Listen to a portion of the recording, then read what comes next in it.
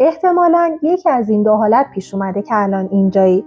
یا یه عکس نیمرخ از خودت دیدی و خیلی جا خوردی، یا یکی بهت گفته سرت خیلی اومده جلو.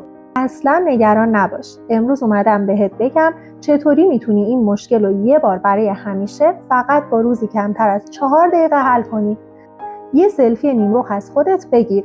وضعیت درست اینه که گوشت باید دقیقاً با مرکز شونه ها توی راستا باشه. اگه هست که دمت گرم، نیازی به این ویدیو نداری.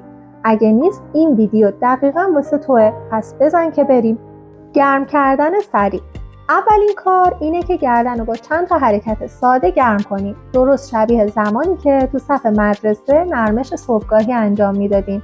برای هر حرکت فقط 10 ثانیه کافیه. اول حرکت چرخشی. شونه ها رو بنداز عقب و صاف روی صندلی بشین.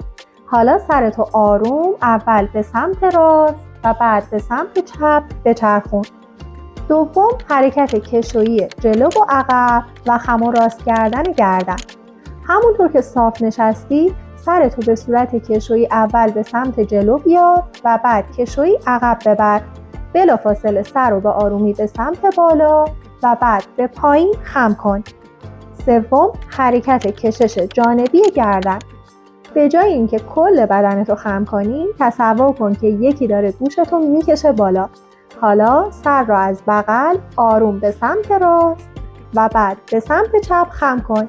این چند حرکت رو 2 بار پشت سر هم انجام بده تا گردنت نرم بشه. 2 عضله ساز جادویی.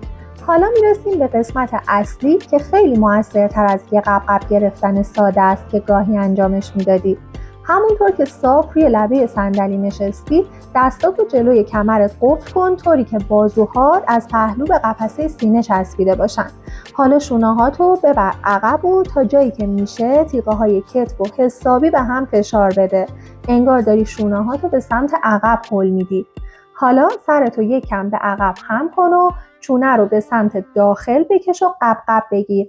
باید زیر چونت چین بیفته. 10 تا 15 ثانیه این وضعیت رو نگه دار و رها کن.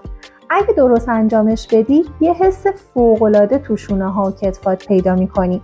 اگه حس می‌کنی قفسه سینه باز و عضلات سینه سفت شده، تبریک میگم، تو داری عضلات درست رو تقویت می‌کنی. این حرکت رو برای 3 بار انجام بده. 3 حرکت با حوله یا شال برای تقویت پشت گردن.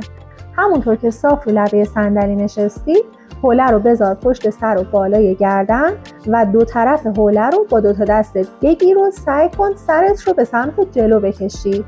الان جاییه که باید عضلات گردنتو سفت کنی و مقاومت کنی و نذاری که شال سرتو به سمت جلو بکشه. الان باید یه کشش حسابی توی پشت گردن و پشت قفسه سینه حس کنی. 10 تا 15 ثانیه نگه دار و برای 3 بار تکرار کن. 4 کشش نهایی و صاف کردن ستون فقرات پشتی. خیلی ها این بخش رو فراموش میکنن. باز کردن قوز در قسمت بالای مهره‌های پشتی درست پایین گردن.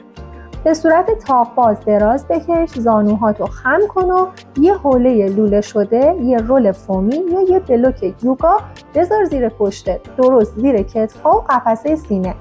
اجازه بده قفسه سینه و کتفا روی بلوک یا حوله باز و صاف بشه و کامل ریلکس کن. برای کشش بیشتر میتونی زانوهاتو هم صاف کنی. خیلی عاشق این حرکتن چون اصطلاحاً پسیو و راحته. یعنی شما کار زیادی رو به طور فعال نیاز نیست انجام بدین و فقط روی حوله لوله شده ریلکس میکنی. حداقل 30 ثانیه این وضعیت رو نگه دار.